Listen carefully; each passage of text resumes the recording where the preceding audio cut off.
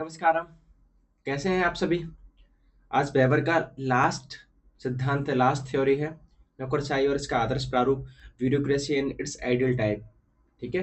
बाकी मैंने social action करा दिया है और Protestant ethics of spirit of capitalism करा दिया है, आइडियल टाइप बता दिया है, वेस्टर्न बता दिया है। ठीक है। और पावर एंड अथॉरिटी, जो तीन प्रकार की जो उन्होंने अथॉरिटी बताई हैं वो भी बता दिया है आपको, और यूटिलाइजेशन ऑफ करिश्मा आपको ये भी बता दिया है।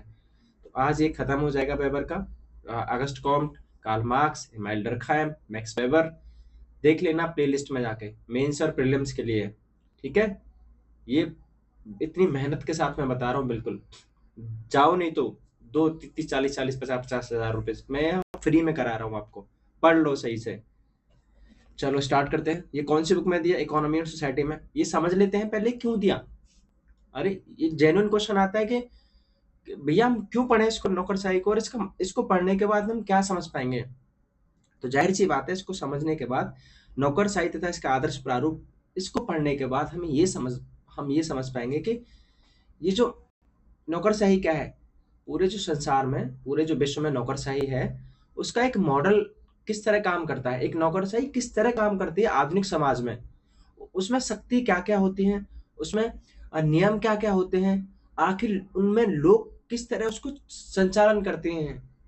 उस संगठन का नौकरशाही क्या है, एक संगठन ही तो है ना। तो उसमें नियम क्या क्या होते हैं, उसमें लोग कैसे काम करते हैं, ऊपर और नीचे, अधिकारीगण और निम्न अधिकारीगण। ठीक है। और इनमें शक्तियां कैसे बटी होती हैं, कैसे कैसे कौन कौन नियम होते हैं।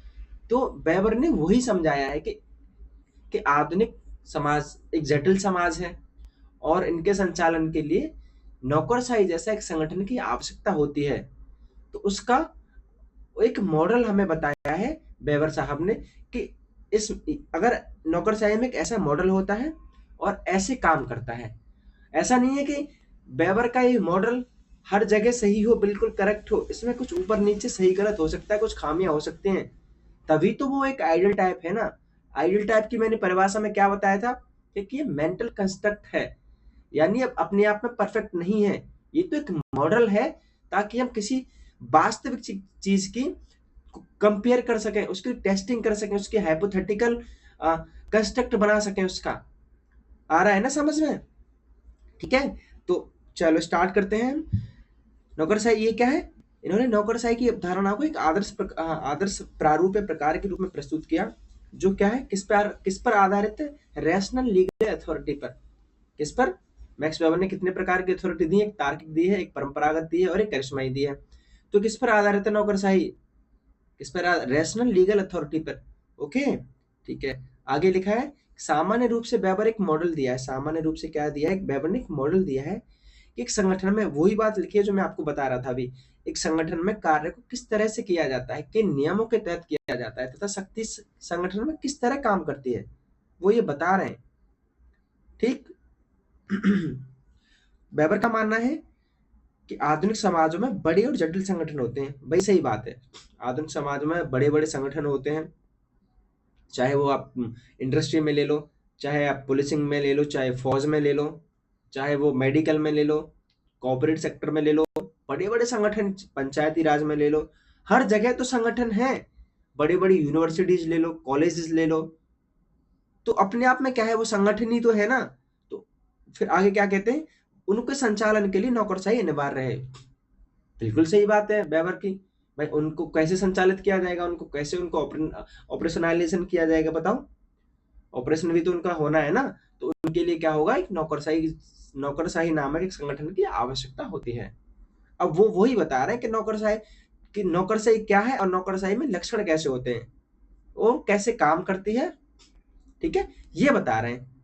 आया ना समझ में यहाँ तक का कि क्या है नौकरशाही, नौकरशाही का आदर्श प्रारूप क्या होता है, नौकरशाही की हमें जरूरत क्यों पड़ी है, अब नौकरशाही कैसे काम करती है, वो इन्होंने इसकी विशेषताएं माने फीचर्स बताए कि भाई इस तरह काम करती है। चलो ठीक है। तो क्या है, अब इस पे बात कर लेते हैं। ट्रिक है, धिकारो यारो आया एमपी। ये 1 2 3 4 5 6 7 8 9 10, आपको 10 विशेषताएं ना डिट्टो याद रखनी ही पड़ेंगी। अगर इनमें से एक दो ऊपर नीचे हुई तो बगल वाले जो आपके एस्पिरेंट होंगे ना, वो 10 लिख के आ जाएंगे और 10 में से 10 ही नंबर ले जाएंगे, और आपने 2 कम करी तो आपको 8 ही नंबर मिलने वाले हैं। इसलिए मैं ये कह रहा हूँ कि आपको 10 की 10, इसलिए मैंने ट्रिक भी बताई है कि धिकारो यारो, RO आया IAMP, धिकारो यारो आया MP। अब इसका हम अर्थ समझ लेते हैं, हमें लिखना पड़ेगा। डी का मतलब क्या है? कार्य का विभाजन, डिवीजन ऑफ वर्क। इसका मतलब क्या है कि भाई कोई संगठन होता है तो उसमें काम बटा होता है ना, कि भाई ए व्यक्ति उस काम को करेगा, बी व्यक्ति, ए व्यक्ति तो संभालेगा मार्केटिंग को, बी व्यक्ति संभालेगा प्रोडक्ट को, सी व्यक्ति संभालेगा प्रोडक्ट लाइन को, डी व्यक्ति संभालेगा सैनिटाइजेशन को, सफाई को, डी व्यक्ति संभालेगा। उसमें कोई गलती तो, उसमें कोई गलत प्रोडक्ट तो नहीं आएगा, छटनी करेगा वो, समझ रहे हो? डिवीजन ऑफ वर्क हो जाएगा। HI का मतलब है हायरार्की, मतलब पदानुक्रम। कोई संगठन होता है तो उसमें क्या होता है? हायरार्की होती है ना। एक कोई A ग्रेड का अधिकारी है तो कोई B ग्रेड का अधिकारी है, तो C ग्रेड का अधिकारी है, तो कोई D ग्रेड का अधिकारी है। That's it, clear? समन्वय, भाई सारे अधिकारियों में कोऑर्डिनेशन होता है ना, किसी न किसी तरह से, तभी तो वो संगठन काम करेगा। जब संगठन समन्वय ही नहीं होगा तो पता ही नहीं चलेगा, लाइन कट हो जाएगी। तो समन्वय के लिए कोई सेव लाइन होती है, जैसे फोन हो गया, और कोई ईमेल हो गया, लेटर हो गए, सोशल मीडिया हो गई, ताकि समन्वय बना रहे। क्लियर है? रूल्स ऑफ ओरिएंटेशन, भाई कोई भी संगठन में एक नियम भी तो होते हैं ना, कि भाई इन नियमों के तहत संगठन चलेगा। बिना नियमों के तहत कोई संगठन कैसे चलेगा? ऐसे तो ए ग्रेड का अधिकारी कोई कुछ कर रहा है अपनी मर्जी से। इसीलिए कोई भी संगठन के लिए नियमों की आवश्यकता होती है, ताकि कोई भी अधिकारी या कोई भी अधीनस्थ अगर उन नियमों की अवहेलना करे तो भैया दंड सबके लिए बराबर है। ठीक समझ आ रहा है? वेतन, रेम्यूनरेशन, भाई काम करने के लिए तो कोई व्यक्ति कब काम करेगा? उसको पैसा भी तो चाहिए ना, बिना पैसे के वो काम ही नहीं कर पाएगा। तो उस संगठन में जो काम करने वाला व्यक्ति है उसको पैसा भी मिलता है। आदेश, ऑर्डर, इसका मतलब क्या है कि ऊपर से नीचे तक एक क्रम होता है आदेशों का। ठीक है, मान लो पुलिस में DGP किसको, DIG को ऑर्डर देगा या फिर SP को ऑर्डर देगा कि भाई तुम ये काम करवाओ। SP किसको ऑर्डर देगा? DYSP को, जो PPS बनते हैं। और DYSP किसको ऑर्डर देगा? भाई सीधे थाने को, SHO को, कि भाई तुम ये काम करो। ठीक है, तो एक ऑर्डर होता है। और ऑर्डर कैसे होता है? लिखित होगा, ये ध्यान रखना, मेंशन करना मैं भूल गया, जस्ट सेकंड। ऑर्डर कैसा होगा? लिखित होगा, रिटन में होगा, मॉरली नहीं होगा, मौखिक नहीं होगा। ठीक है, ये असर्शन और रीजनिंग में पूछ लेता है कि मैक्स वेबर की ब्यूरोक्रेसी के उसमें सिद्धांत में ऑर्डर क्या है, लिखित है या मौखिक है? आंसर क्या रहेगा आपका? लिखित रहेगा। इसीलिए तो मैं कहता हूं कि प्रीलिम्स के लिए कुछ नहीं स्पेशल है, मेंस से ही प्रीलिम्स की तैयारी होती है। चाहे वो आप UPSC ऑप्शनल की कर लो, चाहे आप प्रोफेसर की कर लो। ठीक है, उसके बाद अव्यक्तिकता, इम्पर्सनैलिटी, इसका मतलब क्या है? भाई जो व्यक्ति काम कर रहा है ना, उसको मान लो संगठन में 50 व्यक्ति और मैनेजर ने केवल 4 से 5 व्यक्तियों से ही पूछा कि भाई मुझे बताओ ये काम करना है, मतलब सारे व्यक्तियों की कम सहभागिता है। तो जाहिर सी बात है वो व्यक्ति अपने आप को पूरी तरह से जोड़ ही नहीं पाएगा उस संगठन से, वो फील ही नहीं कर पाएगा कि मेरा भी संगठन है। तो ये क्या है? अव्यक्तिकता है। अनामता, गुमनाम, एनोनिमिटी, ये क्या है? मान लो मैंने कोई बढ़िया काम किया लेकिन उसका क्रेडिट कोई और ले गया, समझ रहे हो इसका नाम एनोनिमिटी का। जैसे एग्जाम्पल क्या है? कोई मुख्यमंत्री है या कोई मिनिस्टर है, उसके पीछे जो आप स्पीच लिखते हैं वो कौन होता है? एक IAS होता है या फिर सचिव होता है, एक अधिकारी होता है, लेकिन नाम कभी उसका आते ही नहीं है। अच्छे अच्छे जो काम करते हैं सरकार में, IAS, IPS, DSP, इवन कोई भी काम कर रहा हो सरकार का अधिकारी, उस अधिकारी का कम नाम होता है। सरकार क्रेडिट अपना लेती है कि हमारी सरकार में ये काम हुआ, तो वो तो छुप गया ना उस संगठन में। समझ आ रहा है? एनोनिमिटी का क्या मतलब है? ठीक है, योग्यता, मेरिट, इसका इसका क्या मतलब है? किसी भी संगठन में एक मेरिट होती है। ठीक है, और कैसी मेरिट होती है कि भाई इन मानकों के तहत अगर कोई व्यक्ति खरा उतरता है तो ही इस व्यक्ति को इस संगठन में भर्ती किया जाएगा, अन्यथा नहीं किया जाएगा। ठीक है, स्थिरता, परमानेंसी, इसका मतलब क्या है कि कोई व्यक्ति अगर भर्ती होने के बाद में उसको परमानेंसी रहती है, ऐसे वैसे सस्पेंड या डिसमिस नहीं किया जाएगा उसको। समझ आ गया ना? तो धिकारो यारो आया MP, इसका मतलब इसका अर्थ भी आपको समझ आ गया होगा। ओके, हर एक के आगे कोई एग्जाम्पल लिखने की कोई जरूरत नहीं है, बस आप इतना भर लिख देना, एग्जामिनर खुश हो जाएगा। उसके बाद में अब देखो ये है मेन क्रक्स। अब वेबर की नौकरशाही और भारत की नौकरशाही की तुलना कर लेते हैं कि तो ये क्या लिखा है, उपरोक्त से स्पष्ट है कि भारत की नौकरशाही वेबर की नौकरशाही से बहुत करीब है। क्यों करीब है? क्योंकि भारत की जो नौकरशाही है उसमें भी डिवीजन ऑफ वर्क होता है, हायरार्की होती है, कोऑर्डिनेशन होता है, रूल ऑफ ओरिएंटेशन होता है, रेम्यूनरेशन होता है, ऑर्डर होता है, पर्सनैलिटी होती है, एनोनिमिटी भी होती है, मेरिट भी होती है, परमानेंसी भी होती है ना, ये सब होती है। आप ये करके दिखा देंगे 2 कॉलमों में कि भाई ऐसे करके कॉलमों में दिखा देंगे, ये वेबर वाली नौकरशाही की और ये भारत वाली। लेकिन आप ये करके ये वाली लाइन लिख के आप सीधा ये करेंगे, क्या बताएंगे, किंतु भारत की नौकरशाही में कार्यपालिका के कार्य के साथ साथ भारत की जो नौकरशाही पता है क्या काम करती है, वो एग्जीक्यूटिव तो काम करती है, एग्जीक्यूटिव का मतलब समझते हो? अरे जो विधायिका जो रूल बनाती है उसको एम्प्लॉय इन्फोर्समेंट कौन करता है, नौकरशाही तो करती है ना भाई। अगर भाई संसद ने कोई काम लॉ पारित कर दिया तो उस लॉ को कौन कौन इन्फोर्स करेगा, नौकरशाही तो करेगी। अगर कोई गलत करेगा तो पुलिस डंडा मारेगी, तो इन्फोर्स ही तो कर रही है पुलिस। तो पुलिस क्या करती है, कार्यपालिका के साथ साथ विधायिका का कार्य भी अधिकांश करती रहती है। विधायिका बोली तो लेजिस्लेटिव का काम भी, अरे क्या है, मंत्रियों को मंत्रियों के काम करते रहना, मंत्रियों के स्पीच के काम करते रहना, मंत्रियों के और बाकी चीजें करते रहना, मंत्रियों के कैंपेन में बहुत सारे काम है भाई। सब जानते हैं कि विधायिका हम ब्यूरोक्रेसी अधिकांश है तो विधायिका का काम करती रहती है। अगर ईमानदारी से कार्यपालिका काम करती है ना नौकरशाही, तो भारत करप्शन फ्री और क्राइम फ्री और विकासशील से विकसित हो जाता। ठीक है, और क्या है, जटिल कानून है भाई, नौकरशाही में बहुत जटिल कानून है। इसी का फायदा उठाते हैं लूप होल का अफसर, जनता को समझ लो उल्लू बनाने के लिए। तत्पर नौकरशाही मतलब नकारात्मक रूप में है ये, भ्रष्टाचार होता है, भाई भतीजावाद होता है, लाल लाल फीताशाही होती है, रेड टेपिज्म होता है। आर के मर्टन कहते हैं साधन, आगे जब मैं बताऊंगा आर के मर्टन को जब मैं पढ़ाऊंगा, बस यहाँ इतना भर समझ लो कि आर के मर्टन ने क्या बोला है कि भाई साधन होते हैं, मान लो नियम जो होते हैं वो तो ठीक है, उनका जो गोल है नियमों का नौकरशाही का वो तो अच्छा मोटिव है, लेकिन जो लक्ष्य की प्राप्ति है वो नहीं कर पाते हैं।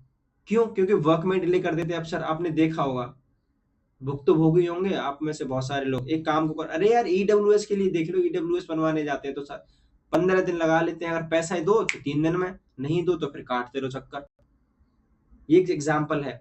लाल फीताशाही ये क्या है, रेटिबिज्म मतलब प्रतिमानहीनता है, एनोमिक है, प्रशिक्षण क्षमता की कमी। अगर बेस्ट इनको प्रशिक्षण मिल रहा होता ना तो भाई ये सब चीजें नहीं होती हैं, इतने सारे क्राइम फाइल खत्म हो जाते हैं। केस, आज मैंने एक वर्ड सुना, केस क्लोज कर देते हैं। ठीक है, केस खत्म नहीं करते, केस खत्म करना केस क्लोज में अंतर होता है। हाँ, केस खत्म करने के लिए तो बहुत ज्यादा रिसर्च करनी पड़ते हैं, सॉल्व करना पड़ता है, तो केस सॉल्व और केस क्लोज में दोनों में फर्क होता है। तो इंडियंस नौकरशाही क्या करती है, वो केस क्लोज करती है, केस सॉल्व नहीं करती है। बात समझ आ रहे हो? ये वर्ड्स डाल देना, केस क्लोज और केस सॉल्व में बड़ा फर्क होता है।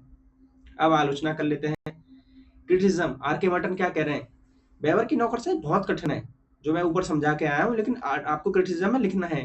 वेबर की नौकरशाही बहुत कठिन है, कठोर नियम है, परिवर्तन की संभावना नहीं है। आपने देखा होगा पुलिसिंग में रिफॉर्म ही नहीं हो रहे सालों साल, वो ही ढर्रा चलता आ रहा है, वो इंस्पेक्टर राज है, कोई कुछ नहीं है। प्रतिमानहीनता तो है ही, साध्य व साधन के संदर्भ में वही तो समझा रहे थे वेबर, ये वाला भी। ठीक है, पीटर एम ब्लॉक क्या कह रहे हैं, नौकरशाही की औपचारिक व अनौपचारिक संबंध संरचना, माने पीटर एम ब्लॉक कह रहे हैं कि भाई नौकरशाही में वेबर साहब ये तो बता रहे हैं कि औपचारिक संबंध ही होते हैं, इसके अलावा अनौपचारिक इनफॉर्मल संबंध भी होते हैं। एग्जाम्पल टीम वर्क भी होता है। भाई औपचारिक लोग अगर काम कर रहे हैं तो टीम वर्क के साथ करते हैं, वो क्या है, वो ऑफिशियल थोड़ी ना है, वो फॉर्मल थोड़ी ना है, वो तो इनफॉर्मल वे में है। ठीक है, चेस्टर बर्नार्ड ये भी वही बात कर रहे हैं पीटर एम ब्लॉक की तरह कि यार ये औपचारिक सहकारी संगठन है, स्पेशल नाम दिया है इन्होंने, औपचारिक इनफॉर्मल कोऑपरेटिव ऑर्गेनाइजेशन। एल्टन मैयो के बिना इस क्रिटिसिज्म को वो मत कर देना, खराब मत कर देना, एग्जामिनर को फिर मजा नहीं आएगा। इन्होंने ह्यूमन रिलेशन थ्योरी दी। इन्होंने बताया कि वेबर ने क्या समझाया प्रोटेस्टेंट वाले से कि भाई मनुष्य आर्थिक प्राणी है। धर्म भी मनुष्य को क्या कर रहा है, ओरिएंटेड कर रहा है कि भैया जाओ धन कमाओ, ठीक है। तो मनुष्य आर्थिक प्राणी ही नहीं है, इसके साथ सामाजिक व मनोवैज्ञानिक प्राणी भी है। ये कौन कह रहा है? एल्टन मैयो कह रही हैं। और इन्होंने सिद्ध करके दिखाया हार्थ और प्रयोग से। तो ये एक्सपेरिमेंट का भी आपको नाम लिखना है। ओके, चलो अब 2 क्वेश्चन अटेम्प्ट करने हैं आपको। नौकरशाही का आदर्श प्रारूप 250 वर्डों में लिखना है। इसके अलावा अगर इसके बाद भी अगर नहीं लिख पाए ना तो फिर कहीं दिक्कत है भाई, क्योंकि मैंने इतनी इजीली आपको समझाया कि नौकरशाही का आदर्श प्रारूप क्या है। देन वेबर ने सामाजिक शोध के हेतु किन पद्धतियों का उपयोग किया, 100 उदाहरण व्याख्या कीजिए। भैया इसमें 2 डालने हैं, मैंने आपको अच्छे से लिखाया है। आइडियल टाइप उन्होंने अरे यार कौन कौन सी विधियों का यूज किया है ना वेबर ने सामाजिक शोध के लिए। और दूसरा है वेस्टर्न, मैंने आपको ये भी अच्छे से समझाया है, ठीक है, खूब बार बार बोल बोल के रिपीट कर करके। तो आपको इन्हीं से 250 वर्ड्स लिख देने हैं और एग्जाम विद एग्जाम्पल, ठीक है। चलो मैं एक बार जूम इन करके दिखा देता हूँ ताकि आप सही से, और एक बारी ये रहा नौकरशाही इसका आदर्श प्रारूप, ये बुक में दिया। इन्होंने बताया कि कौन सी अथॉरिटी पे बेस्ड है और क्यों देना चाहते हैं, इसका अर्थ भी ये भी बताया। उसके बाद में फिर उन्होंने वेबर की लक्षण बताया कि भाई ये नौकरशाही की विशेषताएं होती हैं, ये देख लो। उसके बाद वेबर की नौकरशाही में तुलना भी बताई कि भारत की नौकरशाही और वेबर की इंपोर्टेंट तुलना है, ठीक है, बहुत ही ज्यादा। उसके बाद आपको क्रिटिसिज्म लिखना है 4 लोगों का, चाहे 3 लोगों का लिख देना, चेस्टर बर्नार्ड को छोड़ देना, लेकिन एल्टन मैयो, पीटर एम्बिलो और आर के मर्टन को प्लीज मेंशन। और ये क्वेश्चन है, ठीक है। तो चारों थिंकर्स कंप्लीट हो गए हैं। ओके, मिलते हैं नेक्स्ट क्लास में नेक्स्ट थिंकर के साथ, बने रहिए। हैव अ गुड डे, जय हिंद।